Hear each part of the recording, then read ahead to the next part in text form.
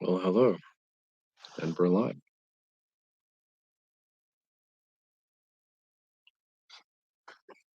It's me. Oh, let's see. What have I been doing today? A lot. Despite it being Saturday, I'm still busy. I've been doing a lot of promotion of myself and my various activities. The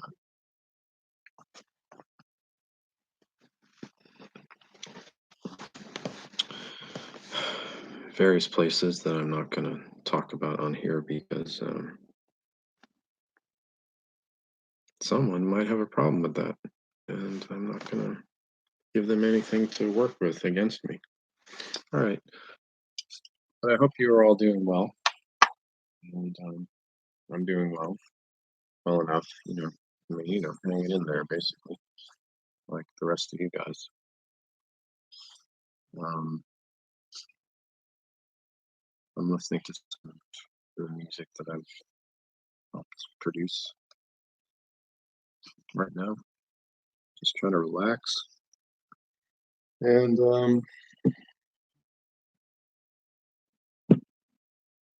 if you guys have any questions or anything, feel free to come in the chat and ask away because I'm going to be here for the next while with this thing on and just streaming my thoughts and ideas. So let's see what my sources tell me as far as what is going on in the world today. Check one source right now. Um, okay.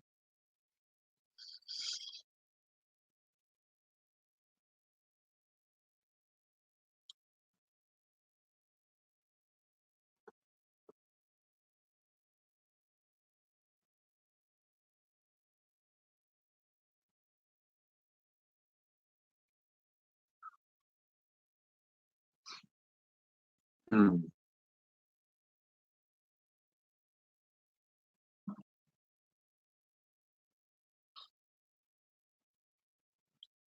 So I guess the Mexican president Obrador wants to decriminalize all drugs and is asking the US to do the same. Well, that goes along with the idea I'd suggested a while back. If you rewind to some of my videos, you'll see that I was talking about um, legalizing everything. And I think the war on drugs is a losing battle. So we might as well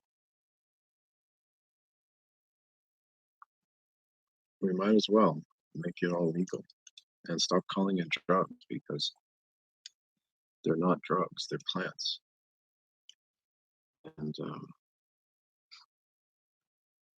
if these things are legal, then we can make sure that the quality of them is good and make sure that they're inexpensive, free. Even people could grow them in their own homes and their own land and not have to pay anything. Um, it would rip the carpet out from under the feet of the drug lords because these so-called drug lords because they're making money off something because they kind of have a monopoly on it because it's illegal and that eliminates anybody else's opportunity to be a supplier or provider of these things. So since they don't care about the law,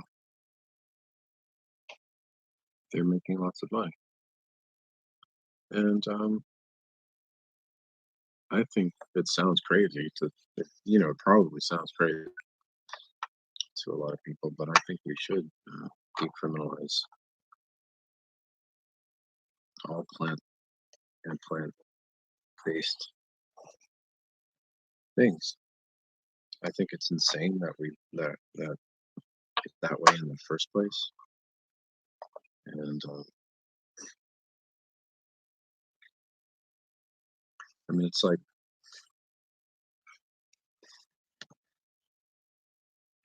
these things grow on the ground, people. You know, they weren't meant to be illegal. It's really pretty simple.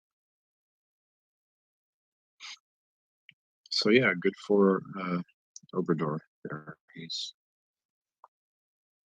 making sense, and maybe he's been watching my videos. I have no idea, but it's certainly possible at this point.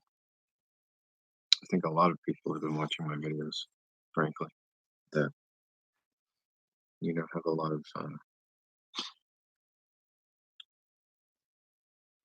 power, and they're looking to people like me to get good ideas from, for sure.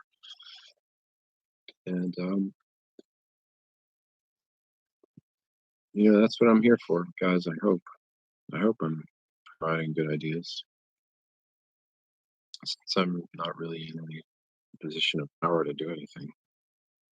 I mean, to some extent, yes, as an ordinary citizen. But, um, as far as holding an office, I don't right now, and that may never happen. So I can at least come up with and put good ideas out there that people in power can then use. I'm fine with that.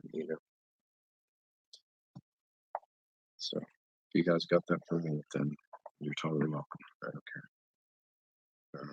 Just think about it seriously because it is a smart way to approach things. Okay, what else are we looking at? Sources. I'm not going to quote sources because I don't want to put them at risk either. Because everybody's getting targeted these days for any number of things. People can't people are too immature to just sit down and have a conversation and have different ideas and um, be okay with that. It's they rather than listen to each other and have a discussion like adults, people want to attack each other and uh, compete with each other, which doesn't work, guys. You have to understand that humanity doesn't work that way, and society doesn't work that way. For things to really go forward, things to really move forward, we have to sit down and have a conversation with each other. It's not gonna, it's not gonna happen otherwise. Basically, we have to try to understand each other, as different as people might be from each other. Um, that's certainly what I've done. I think, in a minority, when it comes to that. I try to really understand all sides, um, and I'm here to help formulate solutions rather than argue. I don't like to argue with anybody. If someone gets angry or tries to argue with me, 9 times out of 10, I'll walk away uh, because it doesn't solve anything. It's the people who actually want to sit down and have a discussion that I'm looking for. And I think myself and those people are going to be the solution or part of the the people who implement the solutions to things in the future. So if you want to be part of the solution, I want to talk with you. I want to have a conversation and not an argument. All right. So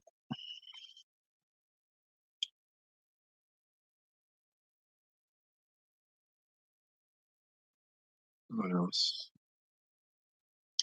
Yeah, there's a lot of stuff going on with, talking about Iran, and I think someone has or some group, some people have the agenda of trying to ramp up hostilities between Iran and the United States in particular. And, you know, guys, come on. I've met Iranian people, many of them, and I have no problem with Iranian people. I don't, even they don't like their government a lot of the time. And so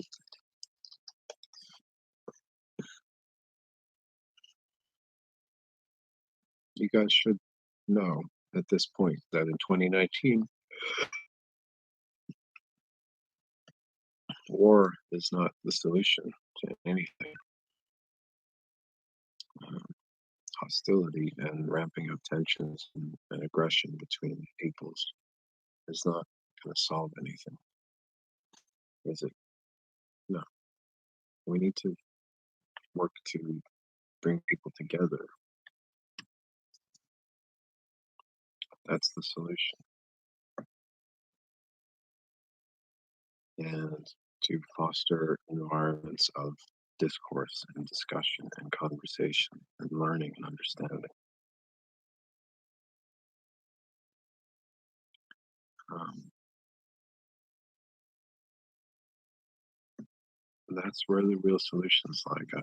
It's not in, you know, beating each other over the head with whoever got the bigger stick. I mean,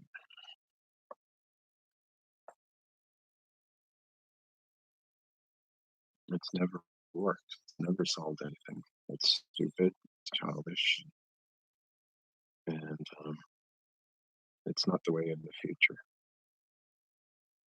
Like my generation and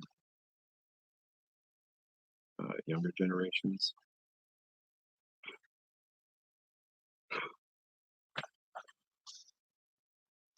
you know, we're not going to be as ready to jump into anything like that, any kind of conflict. We're just not as interested in that kind of thing as maybe some of the older generations are, and some people of the older generations, and we're getting more and more powerful with time, and that's not just in America and Europe. That's everywhere. We're all coming into power, and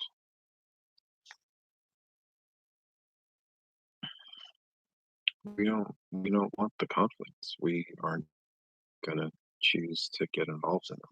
We're gonna choose to try to implement solutions without fighting and violence and without war. And we know because we're smart that that's the way forward. Uh, and anybody who's going to try to foster an environment of conflict and violence, uh,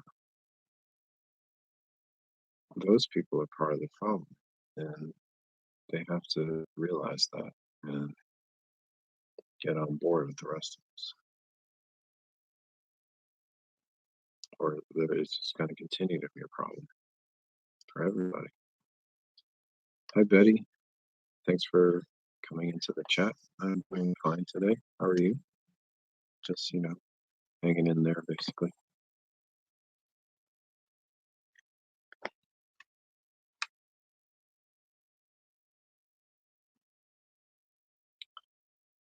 Um, I'm just looking at information from certain sources that I have and talking about certain things.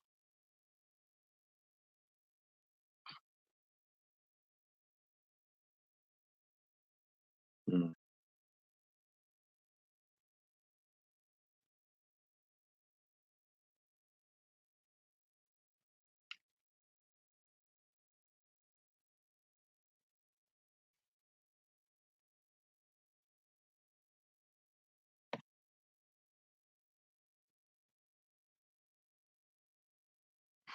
Yeah, I haven't been on, you know,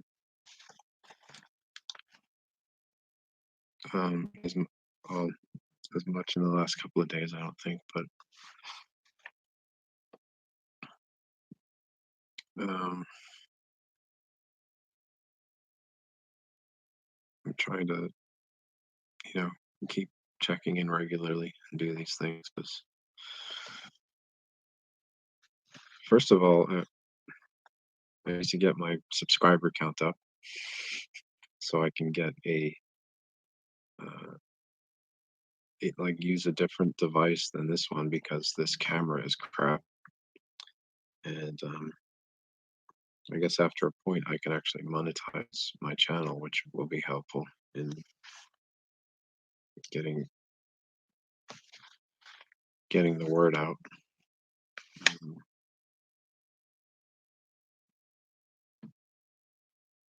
yeah, I guess there's a way to let people know when I'm going to come on eventually. Is that true? I guess it is. Yeah. So maybe I'll start doing that eventually, like announcing in advance when I'm going to do a chat when I start getting more serious about these things. Because right now I'm not taking this very seriously uh, at all, frankly. Because it's only YouTube. It's for entertainment purposes, really. I mean, this is an entertainment platform. It's not really for anything else. So um,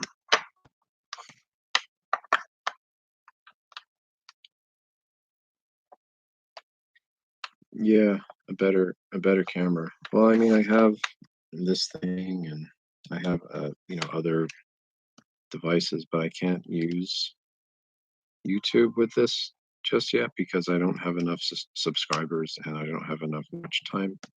I guess I need to have 1,000 subscribers.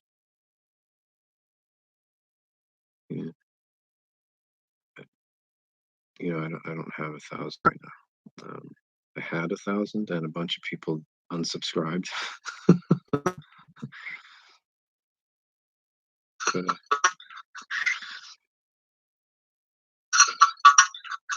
yeah, I'm looking at my own live chat. Yeah, I'm looking at my own live chat. Let's see if we can. Yeah, I'm looking at my own live chat. Oh, look. Yeah, I'm looking at my own live chat. Oh, look. Yeah, I'm looking at my own live chat. Yeah, I'm looking at my own live chat. Wow, that's freaky. I'm looking at my own live chat of me looking at my own live chat of me looking at my own live chat. That's pretty wacky. Let's try that again. That was kind of fun. Let's see if we can do this. Let's see if we can do this. Let's see.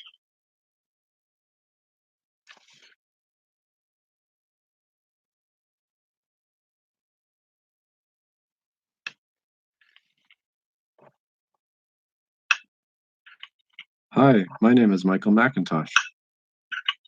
Hi, my name is Michael Macintosh. Hi, my name is Michael Macintosh. Hi, my name is Michael Macintosh. Hi, my name is Michael Macintosh. Hi, my name is Michael Macintosh. Hi, my name is Michael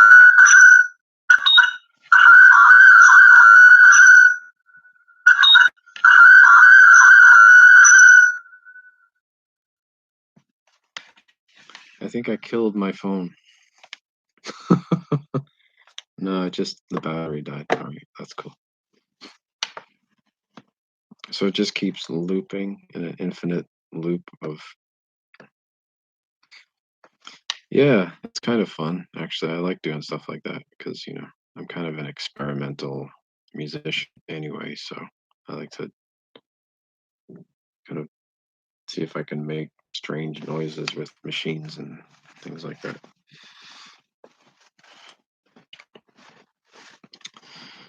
Sonny Lenarduzzi. Who's that? I haven't heard of that person. Welcome, Shadow Striker. How are you? I'm just kind of hanging out here.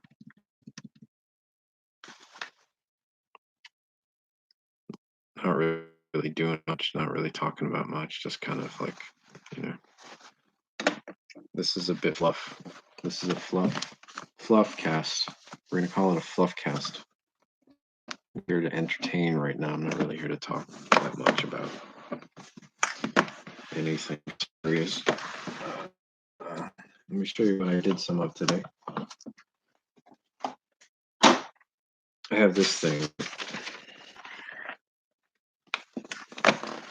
It's a little box of records, right? Oh, that's heavy. It's got 80 albums in there, so it's pretty darn heavy. So let me show you some of the records that I collect.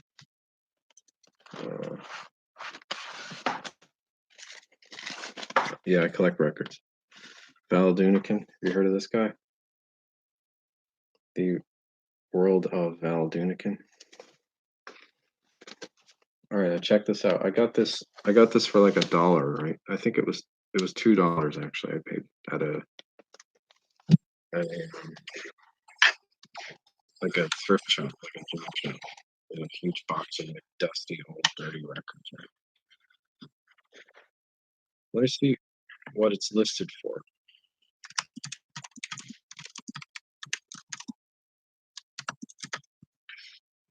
The World of Valadunican 12-inch record. And now keep in mind, this is in like pretty much new, near mint condition. It was just a little dusty and it needed cleaning when I got it. So it's like I cleaned it up. I put it in a nice plastic bag and I'm keeping it nice. It's selling for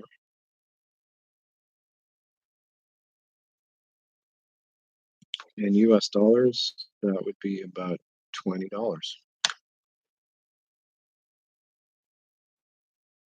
Actually more.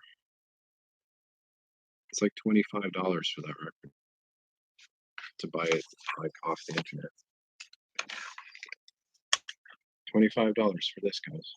And I paid two for it. It's pretty wild. So let's see what else we got here.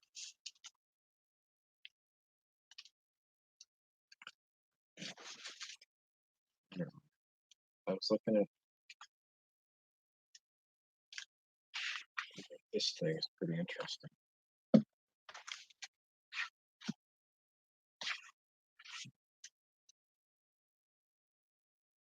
Woodstock. No, I don't have Woodstock.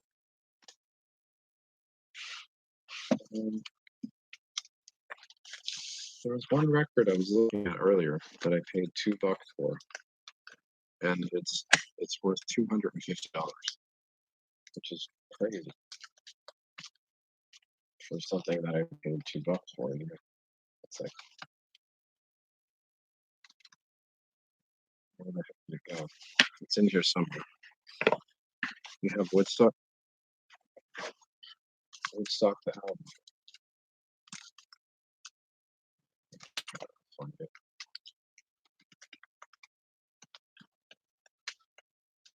Let's see. I'm just gonna take a quick look here. Run through this.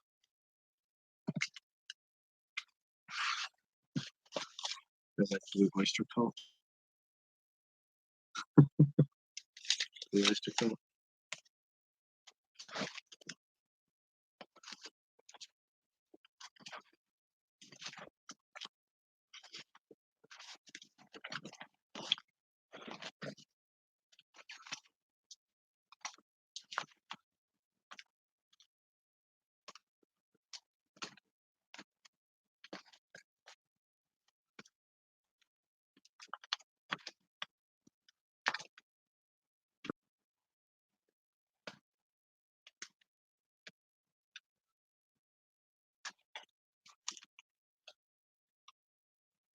I can't find it now.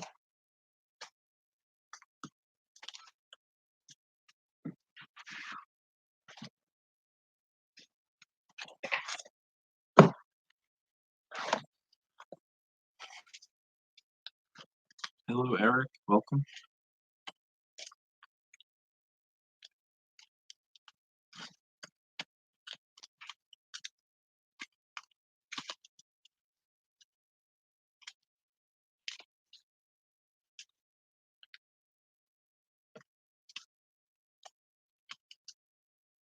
Oh, yeah, here it is. All right, guys, check this out. I bought this record for $2. It's called Boozy and Hawks, pastoral background music, blah, blah, blah. All right, I paid $2 for that. Let me show you how much it's worth.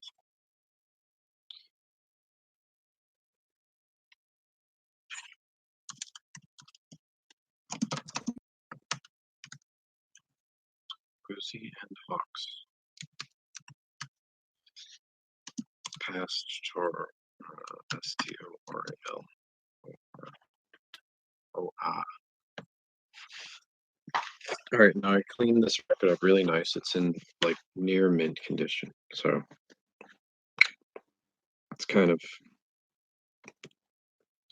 a good find. Because it's worth. Wait, that's not the one, is it?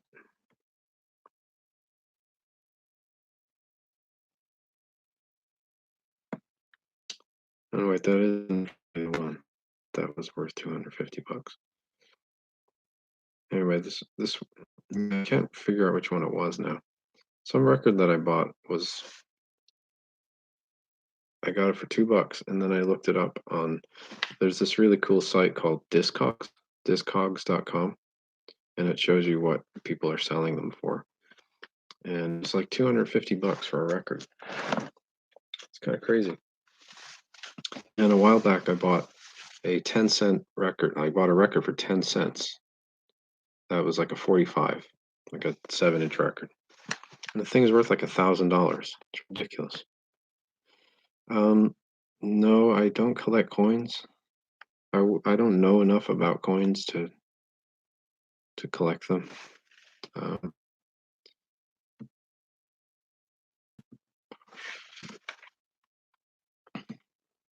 you know, but I have a coin bucket where I keep all my change and then cash it in at the supermarket. I don't know what this is, what this sounds like. I haven't listened to it.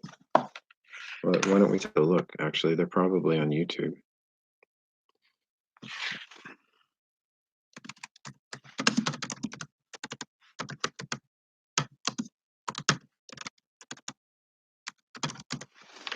Boozy and Hawks, pastoral. And this is it. This is what it sounds like. I think it's just like soundtrack music, basically movie music, movie soundtrack music.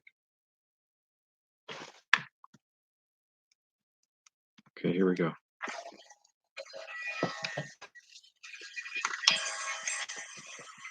That's this.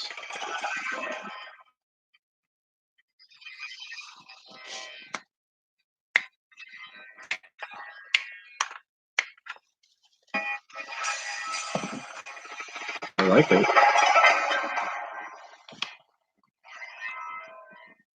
I like it.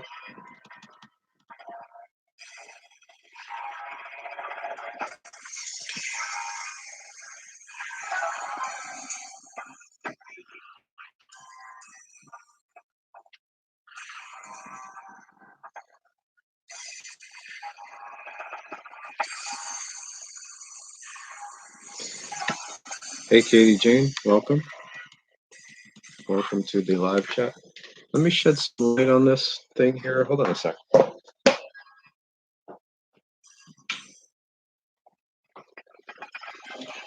It's just a little dark here. Yeah,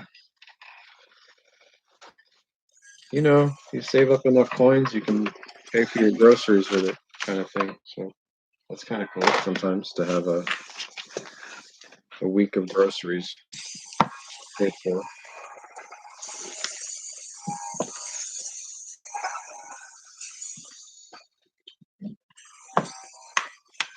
Nice, the signed Sam Cooke record.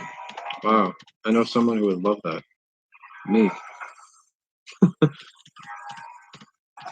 If you ever want to sell that record, let me know because I might like to buy it from you.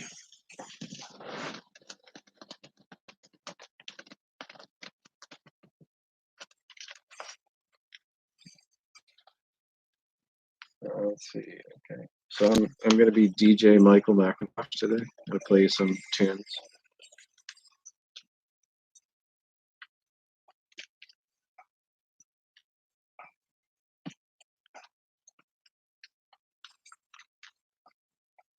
Dun, dun, dun, ba, dun, dun.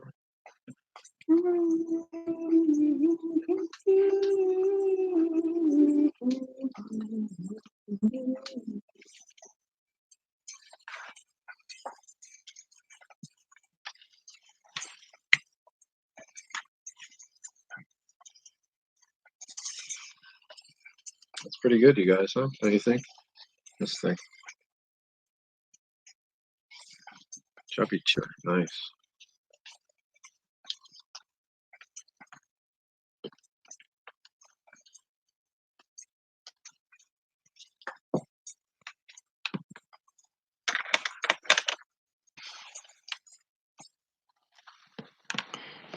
Yeah, I'm like a music fanatic, you guys.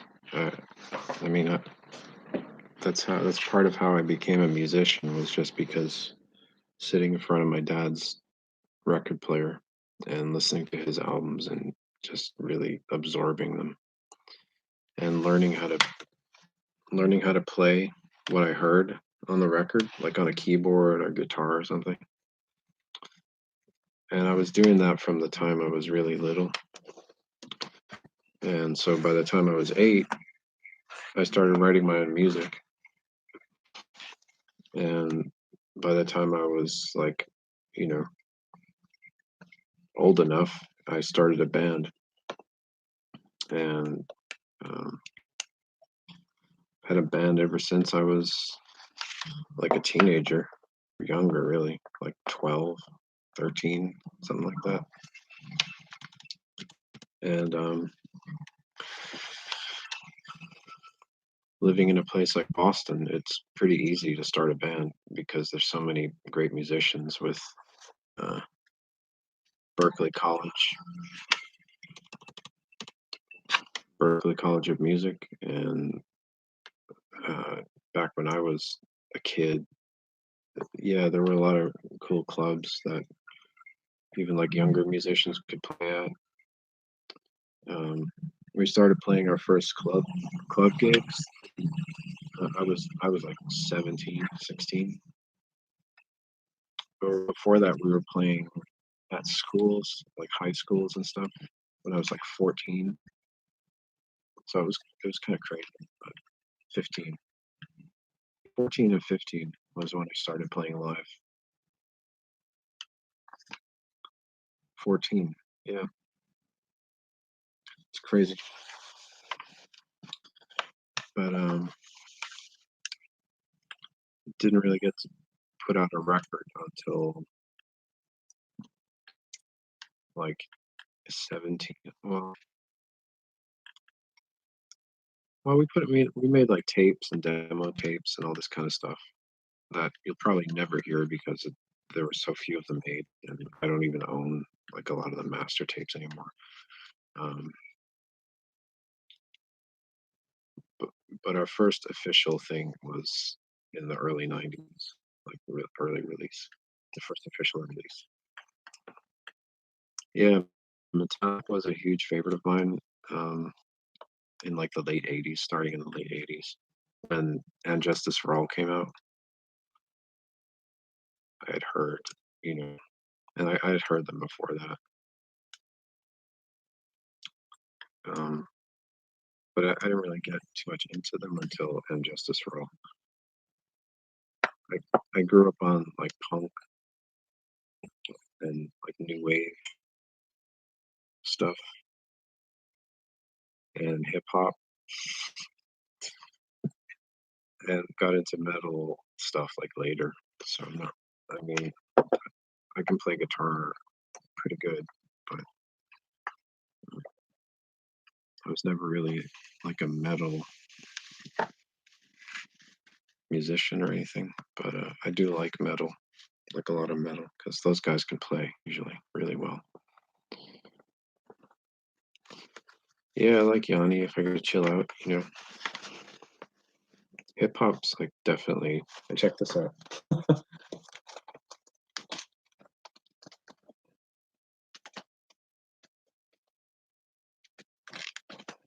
Um,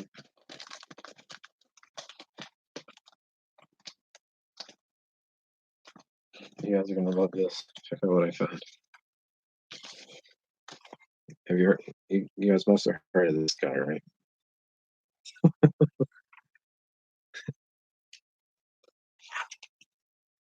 Loped After Dark. Man, that was like the.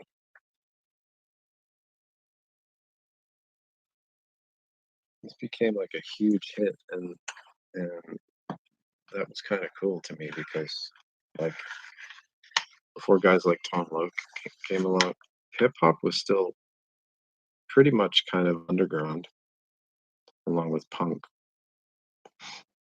And then Tone Loc came along, and like Run DMC got big,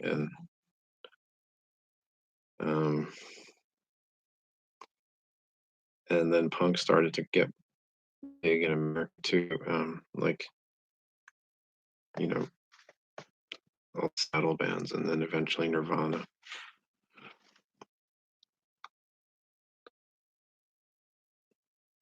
But before that, punk and hip hop were kind of underground music, and had a lot in common with each other.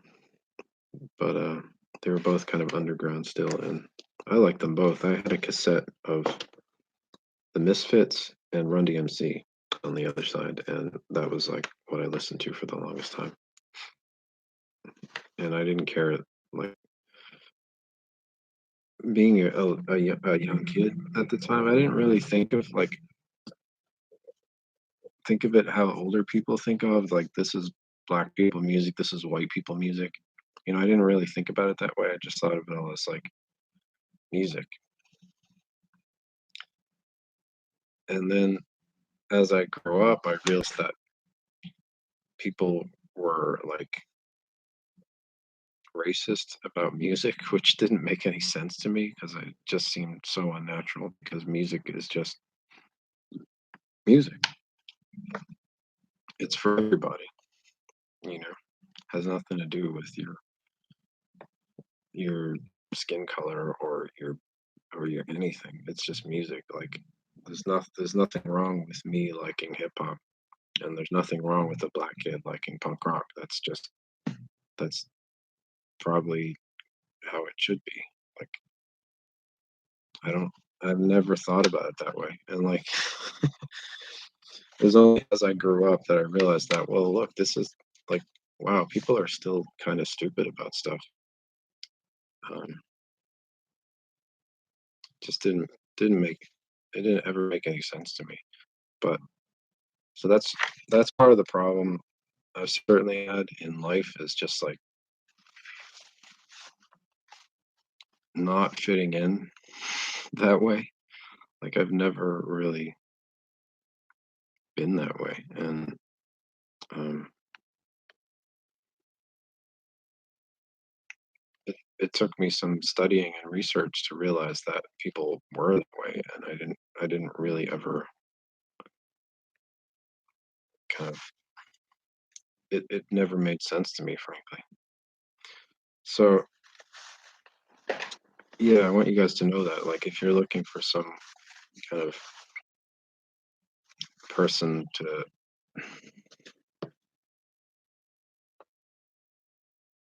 who if you're gonna look for someone who's gonna be a racist, uh, I am not that person. Like, because basic things are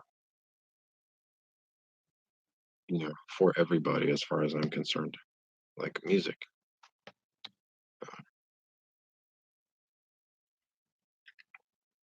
And I was really excited to discover bands like Faith No More, for instance, who were their first album is amazing. You guys should check that out. It's called "We Care a Lot." They had a guy named Chuck Mosley as their vocalist, and he was like a rapper. He was a black guy from the San Francisco area. So to me, that was really cool. They fused like punk rock and hip hop, and they were one of the first bands to really probably do that uh, as thoroughly as they did it. So I just thought that was natural, and then people just thought it was weird because like you're not supposed to do that. That never made sense to me. I always thought it was a good idea to kind of like you know appreciate music for music's sake.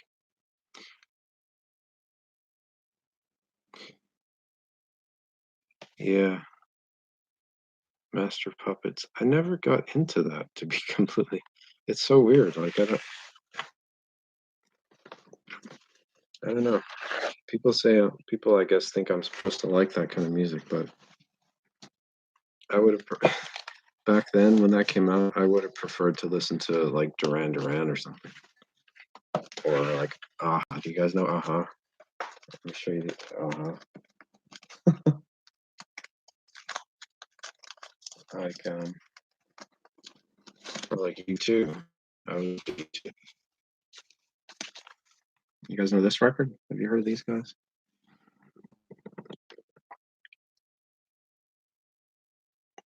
That's a pretty good one. There's some really good songwriting on there. I like things with like melody, melody and good beats. So that's kind of why, like, like metal, it it didn't really appeal to me until later when I really started to want to study guitar music to learn how to be a better guitar player. Um, and then I started listening to more like of Kirk Hammett from Metallica, for instance. And then that led me into Jimi Hendrix, Carlos Santana. Um, this guy here, let me show you. This guy is amazing. If you get a chance to check out this band,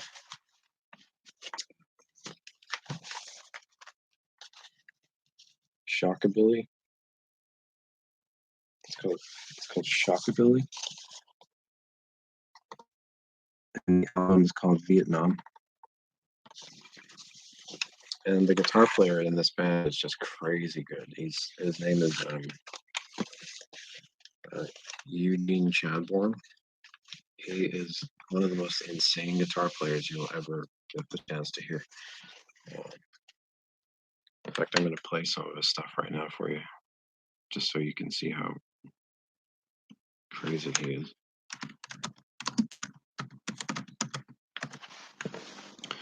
Eugene Chadbourne. Let's see. This is Eugene doing. Hmm, there's so much. I'm trying to think what's the best introduction to Eugene. All right, Shockabilly.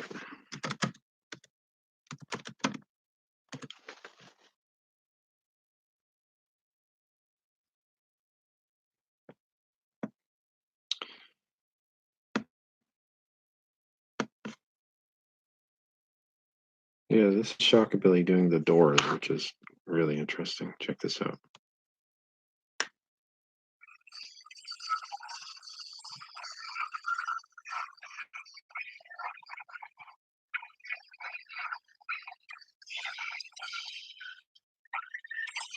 Faithful music.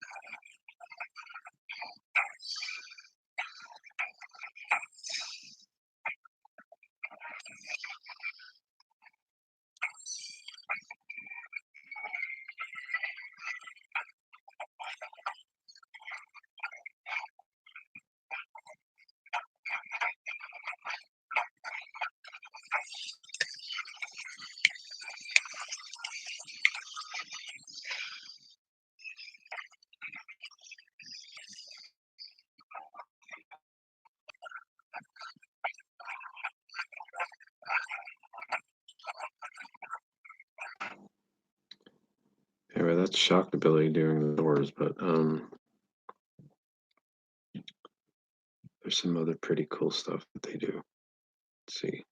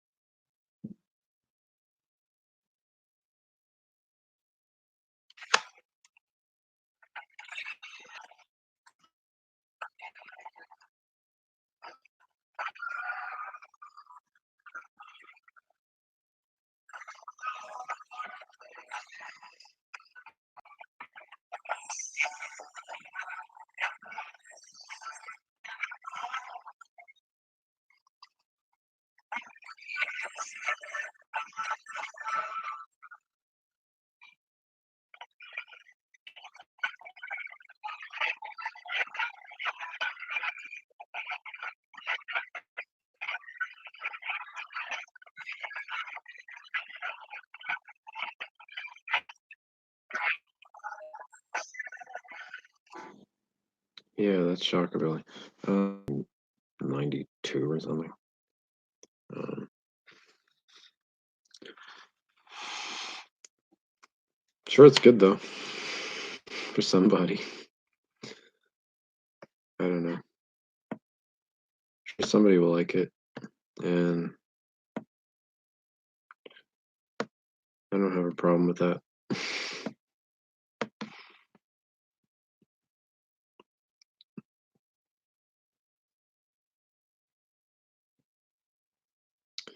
Um,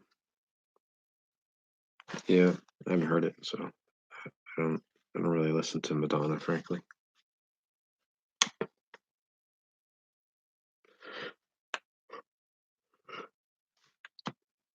But I'm sure somebody's into it. And hey, if she can sell albums, then good for her. You know what I'm saying? She can still sell. That's pretty impressive, I guess, because selling albums these days is hard to do. You guys, a number one album anymore is like, you know, 5,000 copies sold because people just don't buy music anymore. They just want to stream it. So, um, Cher. I have not heard anything that Cher has done since probably the 1990s when she was all over MTV, and I had no choice. But, she's doing well. She's successful. I'm happy for her. Good job, Cher. Um, it's not my cup of tea, but I don't have a problem with it.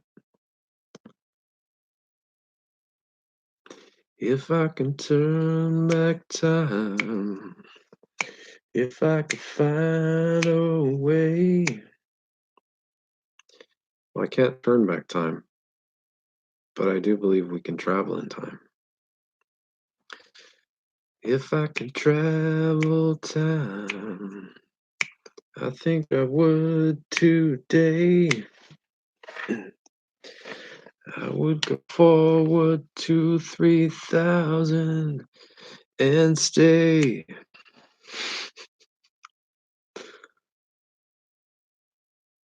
Oh, yeah. I definitely would go to the year 3000.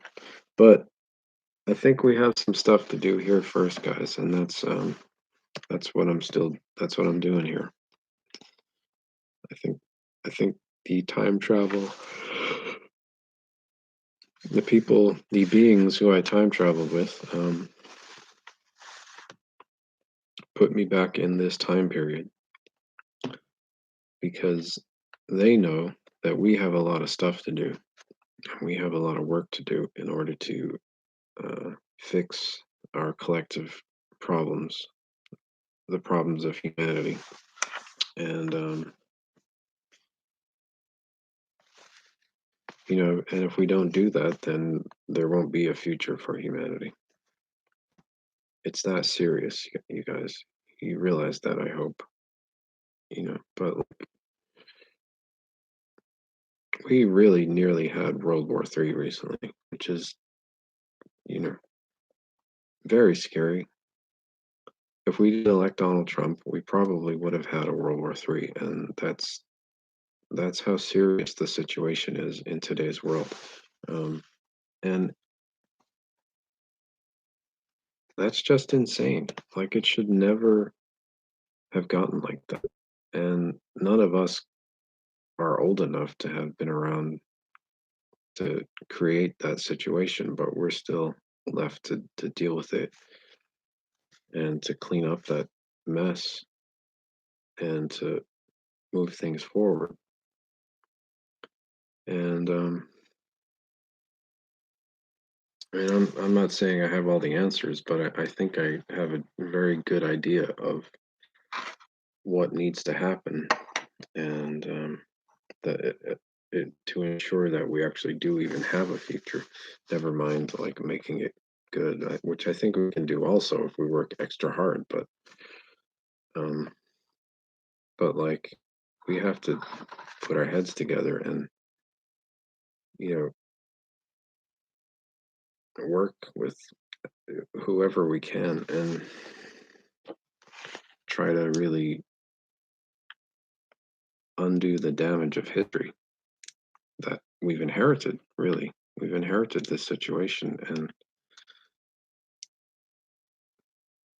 we're not yet fully in charge of it. But in due time, we will be, as long as nothing drastic happens before we take over. So that's why we have to really pay attention to what's going on right now and make sure that, you know, make sure that we speak up if we see something that might lead us on a bad path. Make sure, you know, don't be afraid to speak up and don't blindly support anybody because, like, we're all just human beings in this world, and everybody's susceptible to negative influence and selfish thinking and just stupidity. And you know, as long as we're looking out for each other and making sure that things are moving forward collectively, then it it really minimizes the potential for catastrophe. And it's that serious, we are in a situation where catastrophe could happen at any moment. Um, and I'm not even talking about like, yeah, like the social divisions that there are. I'm talking about like global stuff.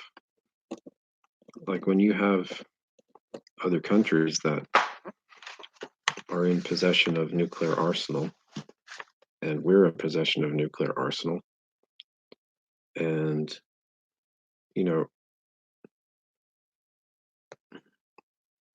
we're not trying as hard with every waking moment to make friends with these people and stay on keep everybody on everybody's good side so that nothing happens ever, because that's what we want, nothing to happen. And we want to build relationships with people in other countries so that we start viewing ourselves as uh, a human race and a species rather than of this nationality or of that nationality. And like, then we'll be much less likely to want to engage in any kind of conflict with another country because of for any reason. Um, and we have to be willing to talk to each other and discuss things and have conversations with people of different nationalities and our leaders and their leaders have to sit down and make deals and become friendlier and partner with each other on things because there's just no room for any conflict to ever happen like on a scale that it could happen.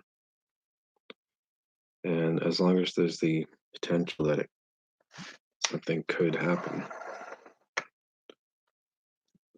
we're in very serious danger. We want to be at DEFCON 0. The whole world over, we want to be at, we want DEFCON 0. Is that right? Or is that, wait, what, how did they, oh yeah, DEFCON, the DEFCON numbers are,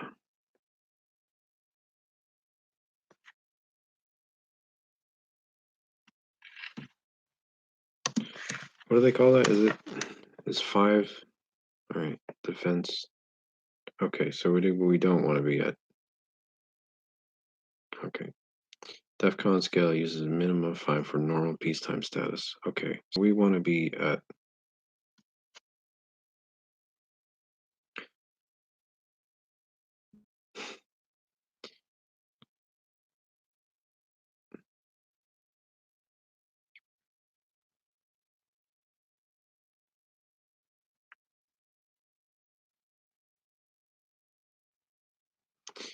yeah,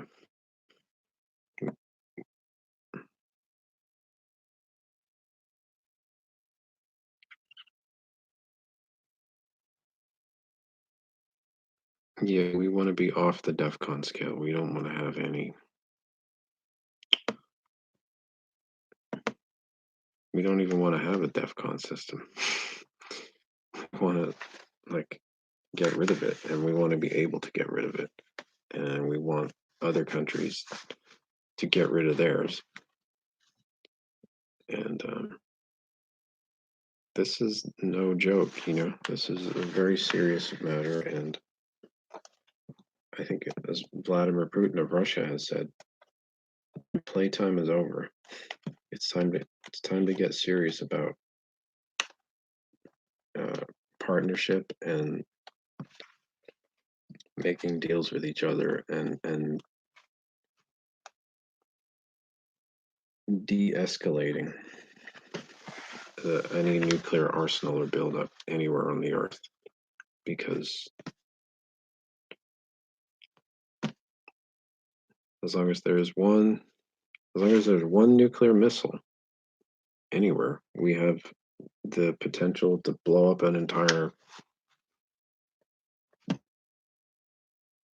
you know an entire metropolitan area like New York City or Los Angeles or something. And how many people would die then? That would be like, we don't want that to ever happen. So we need to turn the clock back when it comes to that stuff. The world over. Um, yeah, I agree. Vladimir Putin is a smart man, and he's actually I believe a decent human being who cares about his people, and he cares about the American people, and he sees what our government has been doing to us, and he wants to help. he actually has helped um, the American people. Maybe not the U.S. government like the Obama administration, but I think he helped the people realize what uh, the Obama administration was up to. And, if Russia continues to have a president like Putin, or, I mean, he's been in for a long time, so maybe it's somebody else's turn coming up. But, like, as long as they continue to have sane individuals like Mr. Putin in office, we can definitely work things out between the United States and Russia in terms of partnership and cooperation on so many levels and on so many things. And that's really what we need. We don't ever want to have a conflict with a country like Russia. We don't ever want to have a conflict with China, with Britain, with France. These are nuclear powers. And, you know, other countries have atomic weapons.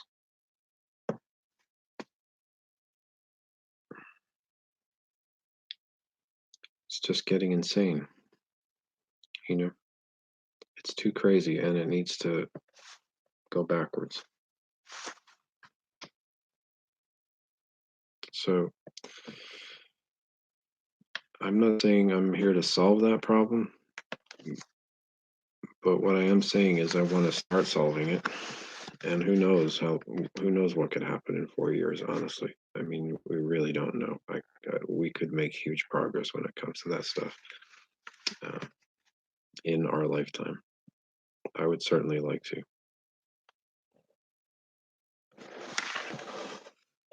We need to make deals with each other. We need to make promises to each other, and we need to make commitments to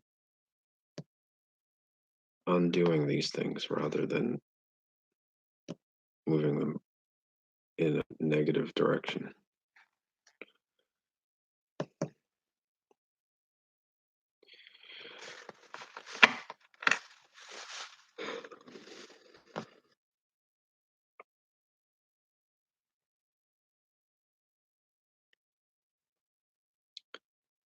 Yeah, I would like to see all nuclear weapons on the entire planet dismantled. I would like to see all nuclear power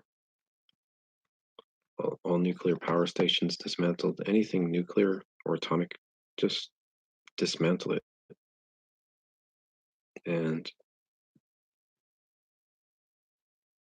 it might sound naive to think that we can do that, but I think we can if we approach it the right way and stop viewing each other as, you know,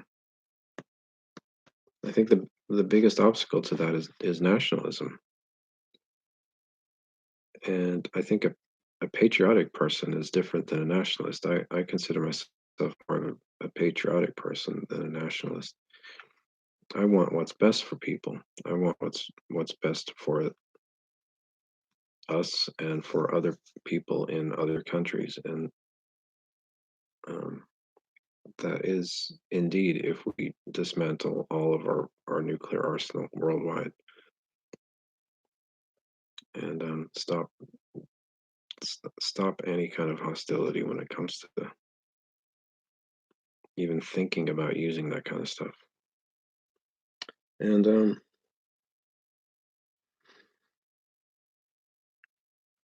who knows what the world could be like in 10 years, It could be completely different that way. I certainly would like to see it that way because all my life, ever since the 1980s, when I became aware of the fact that everybody had nuclear missiles pointed at each other, waiting to use them for any reason or in case of any reason. Um, that stuff has always bothered me. It's always stressed me out. It's always made me anxious. I can't remember a day since like the mid 1980s when I was like 9, when I haven't been freaked out about the possibility of being annihilated in a nuclear conflict. That's just not normal.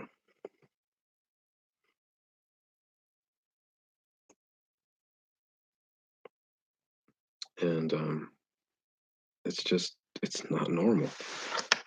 That's not a healthy way to live. Um,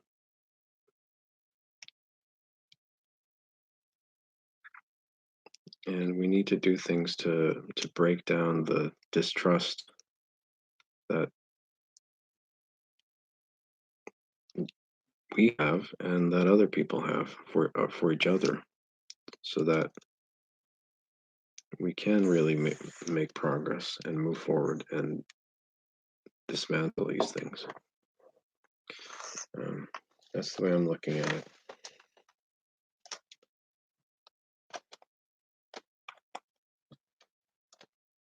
But yeah, I think it's going to take a massive effort, though, not just a few people to make something like that happen. It's going to take a massive worldwide effort um, to really stop that kind of insanity from ever happening again. It's going to have to be international, if not a global movement, because we've had enough. We've had enough already. Like,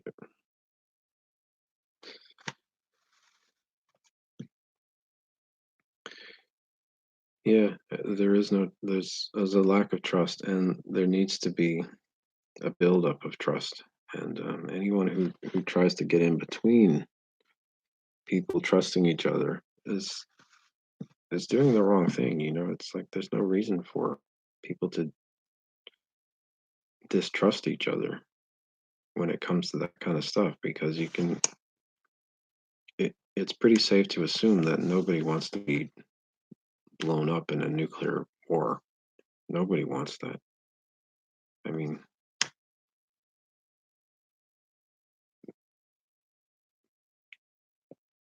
if there are people who want that, then that's a scary thing. But I don't think anybody wants that. Even the most crazy person on earth doesn't want to live in a world where the water's polluted, the air's polluted from radiation. Um, even the craziest of persons will not want that kind of situation, and that is inevitable after using any of these weapons. So, I mean, if for instance, you know, Russia, you, God forbid, used a weapon on the United States or Europe, it would affect Russia.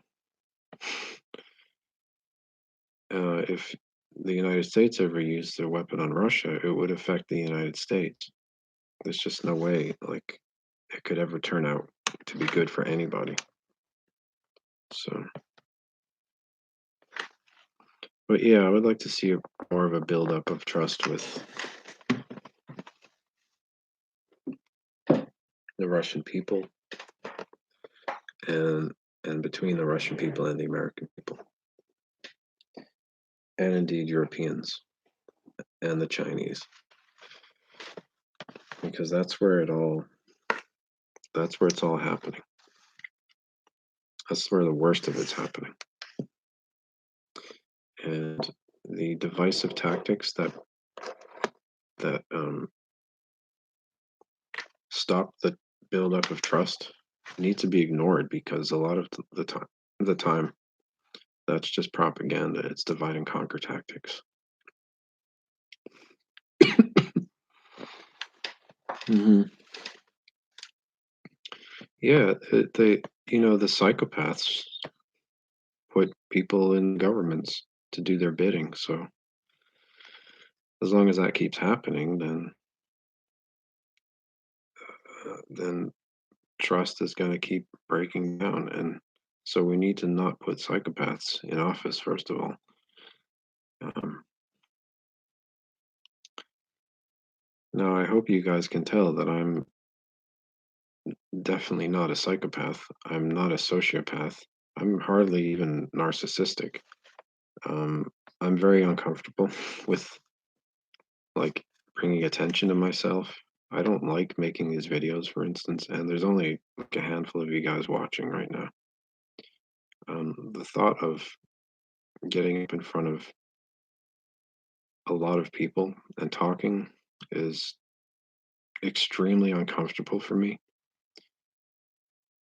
but I'm willing to do that if the end result is something positive. Um, and that's it.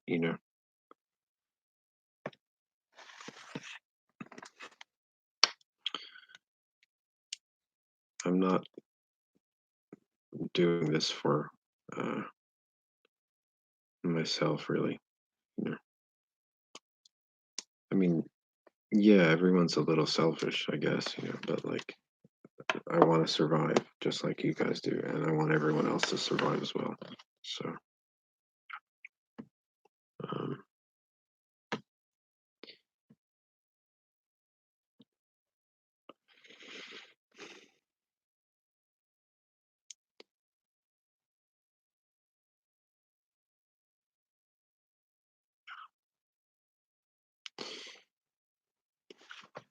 yeah, well, thank you. I enjoy talking with you also, Betty, and um, I hope I know what I'm talking about. I think I do, and I think I can be, useful in helping and being part of the solution rather than allowing the problem to continue and or worse, becoming part of the problem. But I definitely want to try to be the solution. But I think I'm running out of things to talk about. But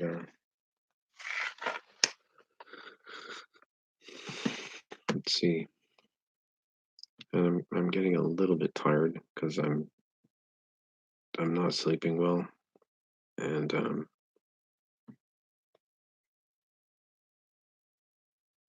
I still have kind of a mild form of PTSD from a car accident that I was in, and it's difficult for me to get sleep. So I'm just kind of like tired all the time lately. And right now, I think I need to go take a nap. I think as long as I have a microphone and it can, you know, I can. The microphone is the volume's turned up all the way, then it's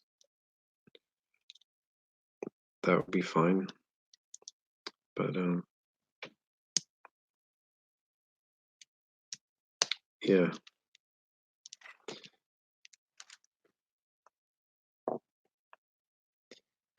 Well, I think someone has to worry a little bit, and maybe that's just my responsibility or my position in this world is to worry. Because someone has to. I mean, if we're too kind of like blasé about stuff, um, then nothing happens.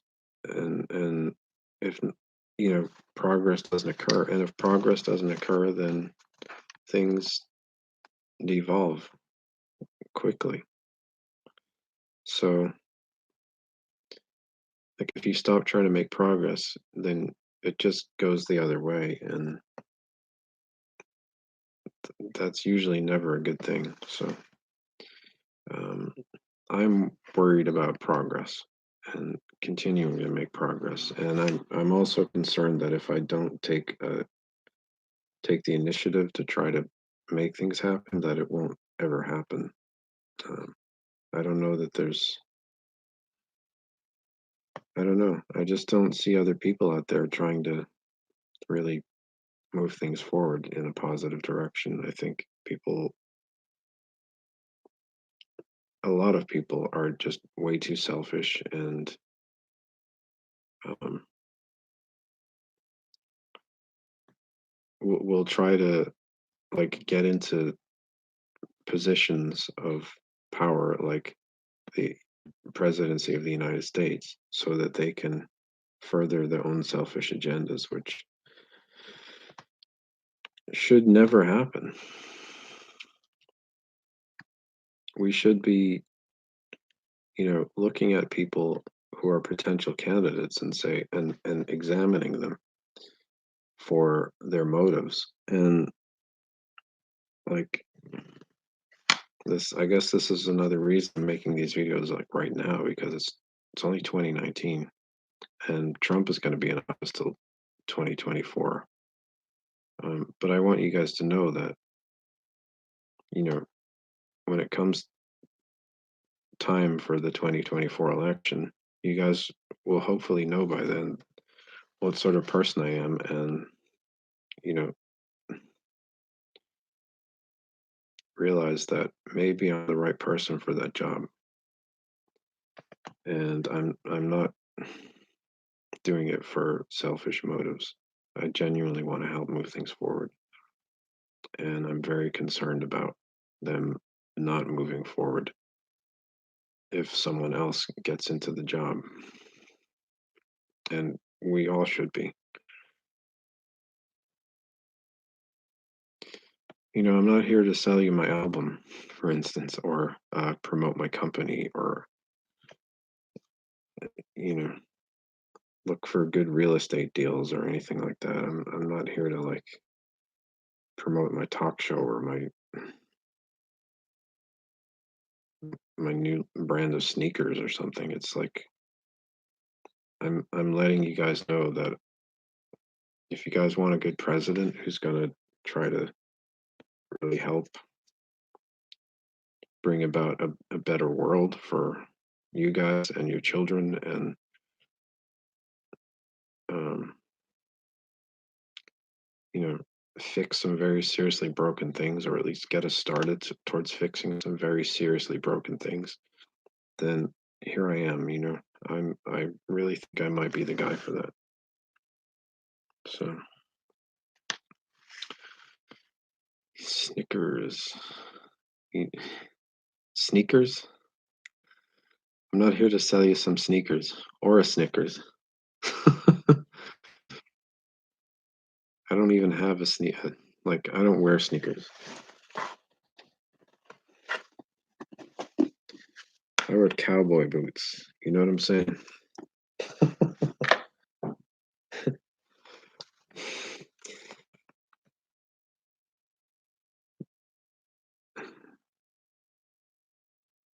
So, um, but yeah, I really need to go like lie down because I'm pretty tired. I've been with my kids all day and I didn't sleep. So I didn't sleep last night, so I'm pretty worn out already. Um, I'm gonna try to get back on this thing within the next 24 hours. Yeah, boots. These boots are made for walking.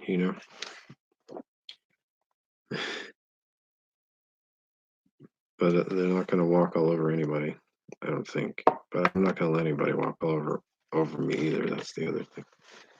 But, all right, I'm gonna take you guys out with Tune,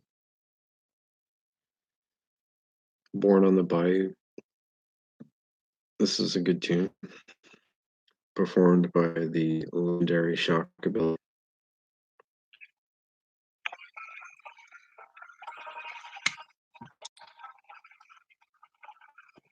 Thanks for tuning in to my